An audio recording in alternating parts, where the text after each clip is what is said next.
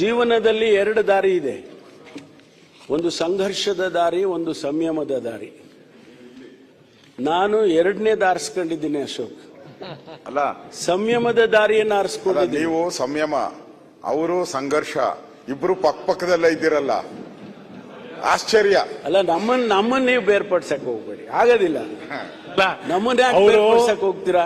ಪರಮೇಶ್ವರ್ ಅವರೇ, ಅವರು ನಾನು ಒದ್ದು ಅಧಿಕಾರ ತಗೋತೀನಿ ಅಂತಾರೆ, ನೀವು ನಾನು ಮೌನವಾಗಿದ್ದ ಅಧಿಕಾರ ತಗೋತೀನಿ ಅಂತ ಹೊರಟಿದ್ದೀರಿ. ಯಾರು ಪಾಲಾಗುತ್ತಿದ್ದು ಅಂತ ನನ್ನ ಪ್ರಶ್ನೆ.